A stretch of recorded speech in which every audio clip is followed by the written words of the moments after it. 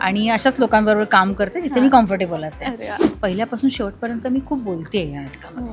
त्यामुळे मला स्वतःवरती या नाटकाच्या बाबतीत खूप काम करावं लागलं आहे. कसं असतं, एखाद्या कॅरेक्टरचं यश तुमच्या दिसण्यामध्ये पण असतं. तुमचा गेटअप जो असतो त्या गेटअपवर तर मग बऱ्याच गोष्टी अवलंबून असतात. कारण ते वाड्याच्याच भोवती, वाडा आणि सत्यभामा मावशीच्या भोवती ही कथा फिरते सगळी. त्याच्यानंतर मी नाईट ड्राईव्ह सोडून दिलं. मी नंतर 10:30-11च्या पुढे कुठेही ड्राईव्ह करत नाही. कितीही इमर्जन्सी असू दे, मी नाईट ड्राईव्ह करायच्या भानगडीतच पडत नाही अजिबात. हाय हॅलो नमस्कार, मी प्रांजली स्नेहा सुनील. लॅमलाईट मराठीमध्ये तुम्हा सगळ्यांचं स्वागत आहे. भूलभुलैया असं एक नवीन नाटक आपल्या सगळ्यांच्या भेटीस येत आहे. त्याच निमित्ताने प्रिया मॅम आपल्यासोबत आहेत. तर कशा आहात? मस्त, एकदम छान, झकास. कशी झाली आहे तालीम वगैरे? खूप छान चालली आहे, मज्जा येते. वेगळं नाटक आहे, वेगळा जॉनर आहे. म्हणजे हॉरर हा मला आवडता सब्जेक्ट आहे माझा, त्यामुळे मला काम करायला मजा येते. मध्यंतरी मी काजळमाया नावाची एक सिरियल केली होती, त्याच्यामध्ये मी लोकांना घाबरवलं होतं आणि ह्या नाटकामध्ये मी घाबरते असं आहे. सो मजा आहे, म्हणजे मला मस्त वाटते काम करताना. किंवा जे काही जे प्रोसिजर होतं आहे किंवा ज्या पद्धतीने काम इथे केलं जातं आहे किंवा त्याच्यावरती काम केलं जातं आहे. म्हणजे स्क्रिप्टपासून इतक्या गोष्टी बऱ्यापैकी बदलल्या. त्या सगळ्या खूप ते प्रोसेस खूप एन्जॉय केलं मी. आणि कुमारबरोबर काम करताना खूप मजा आली, कारण मी आत्ता पहिलंच नाटक त्याचं माझ्याबरोबरचं आहे. आणखीन जवळ 35 वर्ष झाली आम्ही एकमेकांबरोबर एक चित्रपट केला होता. त्याच्यानंतर मी हे नाटक करते. आणि मी आमचे प्रोड्युसर रणजित देसाई आणखीन केदार सामंत यांचं पण मी आभार मानेन आणि त्यांना शुभेच्छा देईन आणि त्यांच्या धाडसाचं कौतुक करेन की एक वेगळ्या प्रकारचं ते नाटक रंगभूमीवरती आणत आहेत. बरोबर. आता मगाशीच मी एक इंटरव्ह्यू केला, त्यामध्ये सगळ्यांचं असं म्हणणं होतं की आमच्या रंगमंचावर 2 लहान बाळं असं आहेत, ते म्हणजे तुम्ही आणि कुमार सर. तर काय सांगणार त्याबद्दल? असं बोलले ते? हो. आणि त्यांचं असं होतं की आम्हाला म्हणजे त्यांना थांबावं लागतं की अरे थांबा आपण काम करतोय असं. माहीत नाही मला, पण हो, म्हणजे मी ना जाम बागडते. मला जाम आवडतं सगळं. म्हणजे ह्या प्रोसेसमध्ये ना मी कम्फर्टेबल आहे या लोकांबरोबर काम करताना. आणि अशाच लोकांबरोबर काम करते जिथे मी कम्फर्टेबल असेल. अरे वा. आणि खूप मजा करतो आम्ही, खूप हसतो, खूप विनोद आणि मज्जा चाललेली असते. आणि काम खूप त्यामुळे चांगलं होतं. कारण तुम्ही तिथे जर थोडंसं कूल असेल, तुम्ही जर छान असाल, तुम्ही हॅप्पी असाल, तर तुम्ही काम करताना पण ते तुमच्या कामामध्ये येतं की तुम्ही आणखीन चांगल्या पॉझिटिव्ह वेने तुम्ही ते काम करू शकता. त्यामुळे हो, मी वागडते. ताई, तू आता नुकतीच सिरियल केलीस काजळमाया. सिरियल वगैरे आपण जेव्हा करत असतो ना, तेव्हा ते प्रेक्षकांना अपील होणं ना टेक्निकली सोपं जातं. आणि नाटक म्हटलं ते थोडं दडपण येतं. तसं तुला काही जाणवलं आहे का? दडपण म्हणजे थोडंफार टेन्शन असतंच, कारण इथं चुकीला माफी नाही आहे अजिबात. तुम्ही चुकलात तर ते लोकांना कळतं आणि मग त्या पुढच्या सगळ्या गोष्टींवर त्याचा परिणाम होतो. मग ते तुम्ही अत्यंत फोकस्ड, कॉन्सन्ट्रेशन ह्या दोन्ही गोष्टी तुम्हाला कराव्या लागतात. आणि मला ह्या नाटकामध्ये एक मध्यवर्ती भूमिका आहे, त्यामुळे पहिल्यापासून शेवटपर्यंत मी खूप बोलते आहे या नाटकामध्ये. त्यामुळे मला स्वतःवरती या नाटकाच्या बाबतीत खूप काम करावं लागलं आहे की माझं कॉन्सन्ट्रेशन, माझा फोकस हलता कामा नये. नाटकामध्येच राहणं हे जे असतं ना, ते ह्या नाटकाच्या बाबतीत खूप जास्त आहे. म्हणजे कॉमेडी करताना असं नाही की प्रत्येक नाटकाच्या बाबतीमध्ये होतं, पण कॉमेडीमध्ये करताना किंवा आपण स्टेजवर असताना कुठे जरा इकडे तिकडे झालं तर समोरचा आर्टिस्ट सांभाळून घेऊ शकतो किंवा आपणही एखादं काही बोलू शकतो. पण ह्या नाटकाच्या बाबतीत तसं नाही आहे. एखादा शब्द जरी इकडचा तिकडा झाला तर विषय आणि त्याचा हे चेंज होऊ शकतो. त्यामुळे मला फार त्याच्यावरती काम करावं लागलं आणि त्याच्यावर लक्ष ठेवावं लागलं आहे. त्यामुळे मी खूप फोकस झाले नाटकामुळे. हा माझा स्वतःचा पर्सनल खूप फायदा झाला या नाटकाच्या बाबतीमध्ये. आता कुमार सर आणि ह्या सगळ्यांसोबत काम करायचं आणि थोडं अजून पण तुला दडपण येतं का की अशा डिरेक्टरसोबत? अजिबात. त्याचा इतका गोड आहे. उलट तो इतका मोकळीक देतो, तुम्ही करा, तुम्ही करा, मला प्रश्न विचारा, मला क्रॉस क्वेश्चन्स करा, हे त्याचं खूप असतं. त्यामुळे तो अशा माणसावर काम करायला मजा येते ना. किंवा जे सुरुवातीला, कारण कसं होतं, आज एवढा मोठा डिरेक्टर आहे तो, कुठेतरी मी आणि माझा बोलताना फटकन मी अशी एकदम हे होत नाही की समोरच्या माणसाला काय वाटेल, आपण हे बोललेलं आवडेल का, आपण हे विचारलेलं आवडेल का, असा माझा एक नेचर असतो की मला नाही जमत एकदम फटकन बोलायला. पण त्याच्याशी जसं काम करायला लागले तसं मी त्याला क्वेश्चन्स विचारायला लागले ना, तसं तो म्हणाला, मी विचारा, घाबरू नका. मग मलाच नाही, आम्हा सगळ्यांनाच तो हे आहे की तुम्ही विचारा, मी तुम्हाला प्रश्न द्यायला उत्तर द्यायला समर्थ आहे. त्यामुळे हे आणखीन जास्त सोपं झालं मला काम करताना. तू रिअल लाईफमध्ये पण सगळ्यांना एकत्र घेऊन चालणारी आहेस आणि आता पण तू मावशीचं कॅरेक्टर करतेस आणि इथे पण अनाथ मुलांना तू सांभाळतेस.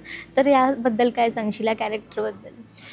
हां, म्हणजे समाजकार्य करणारी बाई आहे, त्यामुळे तिचा बॉडी लँग्वेज तशी असेल, तिचं दिसणं तसं असेल, तिचं वागणं, तिचं बोलणं कशा पद्धतीचं असेल, ह्या सगळ्या गोष्टींचा मला नाही म्हटलं तर थोडाफार अभ्यास करावा लागला. कारण आत्तापर्यंत ग्रामीण भागाच्या भूमिका केलेल्या होत्या, पण एक वेगळी भूमिका, आणखीन वेगळं दिसणं, वेगळं असणं, हे सगळंच जमवून आणणं हे एक टास्क होता. आमची कॉस्ट्युम डिझायनर मंगल गेंगरे आहे, तिने फार छान पद्धतीने मला ते दाखवलेलं आहे. म्हणजे पहिल्यांदा दिसतानाच कसं असतं, एखाद्या कॅरेक्टरचं यश तुमच्या दिसण्यामध्ये पण असतं, तुमचा गेटअप जो असतो ना, त्या गेटअपवर तर मग बऱ्याच गोष्टी अवलंबून असतात. त्यामुळे ते दिसणं पण तेवढंच महत्त्वाचं होतं आणि मंगलने खूप छान पद्धतीने मला साड्या आणि हे सगळं दिलेलं आहे. तुला तुझा लूक आवडतोय? हो, मला लूक आवडला म्हणूनच मी ते काम जास्त आणखीन कन्व्हिन्सिंगली करू शकेन. कारण तुम्ही कन्व्हिन्स करता लोकांना, तुम्ही दिसल्यानंतर तुम्ही तुमच्या अभिनयाने तुम्हाला कन्व्हिन्स करायला लोक लगेच पटकन कन्व्हिन्स केली जातात. तुम्ही दिसताय एक, तुम्ही वागताय एक, तुम्ही बोलताय एक, मग ते प्रेक्षक म्हणतात, अरे काय दिसते, काय ही कॅरेक्टर, काय ही करते काय, असं व्हायला लागतं. मग त्याच्यापासून ह्या सगळ्या गोष्टी जमून येणं फार गरजेचं असतं एका चांगल्या कॅरेक्टरसाठी. बरोबर. आणि प्रेक्षकांना मला एक सांगायला असं म्हणजे विचारायला पण आवडेल तुला, की सगळ्यांना नाटकामध्ये, सिरियल मालिकांमध्ये एक हिरो असतो, एक हिरोईन असते आणि तुमच्या मगापासून मी ऐकते की इथे हिरो म्हणजे आमचा वाडा आहे. असं का? कारण ते वाड्याच्याच भोवती, वाडा आणि सत्यभामा मावशीच्या भोवती ही कथा फिरते सगळी. आणि मी असं म्हणेन की आमच्या सगळ्या कॅरेक्टर्स खूप महत्त्वाच्या आहेत. म्हणजे असं कुठलंच नाही की ही कॅरेक्टर आहे नगण्य आहे, असं नाही आहे. आमचा तहसीलदार पण तेवढाच महत्त्वाचा आहे, आणखीन आमची मावशी पण इम्पॉर्टंट आहे आणि आमची आपले डॉक्टर पण इम्पॉर्टंट आहे. त्यामुळे सगळ्या कॅरेक्टर्स खूप इम्पॉर्टंट आहेत या सगळ्या. म्हणजे एकावरती दुसरी कॅरेक्टर अवलंबून आहे. त्यामुळे असं कुठलंच कॅरेक्टर नाही की अरे ही काय भूमिका, ठीक आहे मी असंच करते, पण असं नाही आहे. माझ्या भूमिकेबद्दल सांगायचं म्हटलं तर गांगोरे खूप नाही आहेत माझ्या भूमिकेला. ती एक साधी सरळ एका मार्गाने जाणारी भूमिका जरी असली, पण अशी भूमिका मी आधी कधी केलेली नाही आहे. त्यामुळे माझ्यासाठी ते आव्हान आहे. मी आत्तापर्यंत ग्रामीण बाजूच्या भूमिका, ठसकेबाज भूमिका केल्यामुळे मला ती सवय, माझी बॉडी लँग्वेज पण तशी काय होतं, त्याच भूमिका करून ते होत जातं. पण इथे मला स्वतःवर खूप कंट्रोल ठेवावं लागतं. माझं बोलणं, माझं चालणं, माझं वागणं, माझा हातवारे, सगळ्यावरती मला कंट्रोल ठेवावं लागतं. त्यामुळे हे प्रत्येक भूमिका ही आव्हान असते. तू आता सांगतानाच एवढं आम्हाला डिफिकल्ट वाटत, तुला किती ते डिफिकल्ट होत असेल? डिफिकल्ट नाही आहे, अशक्य नाही आहे, शक्य आहे, पण ते त्याला मेहनत आहे. मेहनत केल्याशिवाय कंटिन्यू ते सिक्स सेन्स आपला जागा ठेवणार, सतत तुमचा कॉन्शियसनेस आणि सतत तुम्ही फोकस्ड राहावं लागतं. तुम्ही तुमची वाक्य, तुमच्या ह्या सगळ्या गोष्टींवरती नियंत्रण ठेवावं लागतं या अशा कॅरेक्टर्सना. बरं, आता भूलभुलैया म्हटलं की भूताचं असणार, असं काही असणारच आहे. तर तुला एखादा हॉरर एक्सपिरियन्स आला आहे का आत्तापर्यंत? मला हॉरर एक्सपिरियन्स आले आहेत, तसे आहेत बरेच. पण मी ना एकदा प्रवास करत होते. मी नाईट ड्राईव्ह तेव्हापासून सोडून दिलं. म्हणजे मी ड्राईव्ह अख्ख्या महाराष्ट्र, कर्नाटक, गोवापर्यंत मी ड्राईव्ह करते आणि मी एकटी फिरते. पूर्वी तर फिरायची, कारण पूर्वी कोणीच नसायचं माझ्याबरोबर. आता मुलं असतात, आम्ही एकत्र जातो. पण शूटिंगला जाताना मी एकटी ड्राईव्ह करायची. माझ्याकडे तेव्हा कॉलेज होती आणि मी पुण्याच्या पुढे एका गावामध्ये शूटिंग होतं आणि त्या रोडला एका बाजूला झाडी होती, एका बाजूला फक्त पाणी होतं आणि पुण्यातून पॅकअप करून मला त्या दुसऱ्या गावामध्ये जायचं होतं. तर पुण्यातून मी निघाले आणि झाली ह्या गोष्टीला तरी पण मला असं वाटतं 17-18 वर्ष झाली या गोष्टीला. आणि मी त्या गावातून निघाले आणि रस्त्यावर अंधार, अगदी डार्क, म्हणजे काही पुढचं दिसत नाही. लाईट लावल्या तर समजा समोरून गाडी आली, छोटा रस्ता, बाजूला गाडी उभं करायला लागायची आणि असं छोटी खेडी, 4-5, 7-8 घरांची वगैरे. तर ते 11:30-12 वाजले. मी चालले, आणखीन टेक ऑन आहे, मी चालले आणि एका पॉईंटला ना मला असं झालं की माझ्या बाजूला लेफ्ट पाठीमागे कोणतरी बसलं आहे. आणखीन मी ना मला घाम फुटला, त्या एसीमध्ये सुद्धा घाम फुटला. मला आरशात बघायची हिंमत नव्हती वरच्या, की पाठीमागला दिसतं, आपल्याला दिसतं ना असं, आपण जेव्हा असं करतो आपल्याला दिसतं. तर मला ना तिथे लेफ्टला कोणतरी पाठीमागे दिसतंय आणि हालचाल होते, कोणतरी पांढरं बसलेलं आहे. आणि मी स्वामी समर्थांचा दत्तगुरूंचा धावा सुरू केला. श्री गुरुदेव दत्त, श्री गुरुदेव दत्त सुरू केला. मला स्तोत्रही आठवेनात त्या ह्याच्यामध्ये. मी थपथपले घामाने. हार्डली ना ते 2-3 मिनटाचा ते अनुभव होता तो.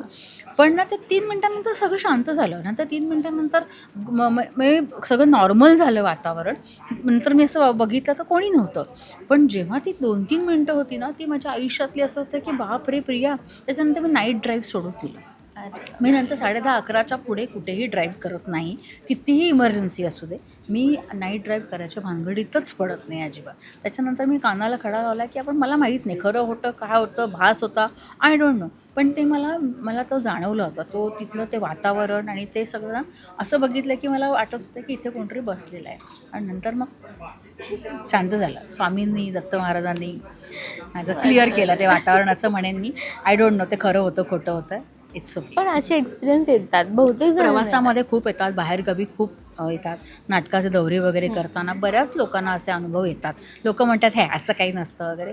असं नाही, जसं पॉझिटिव्ह एनर्जीज आहेत तशा निगेटिव्ह एनर्जीज पण असतात. पण जोपर्यंत आपण डोळ्यांनी बघत नाही तोपर्यंत आपल्याला विश्वास नाही बसत. मी पण डोळ्यांनी बघितलं नाही, पण समोर मला ते पाठीमागे जाणवतं काहीतरी गडबड. पण इट्स ओके. म्हणजे ते आता कोणी भास म्हणू देत, कोणी काय म्हणू देत, ते आपण सोडून देऊया. नक्कीच. खूप छान वाटलं तुझ्याशी बोलून.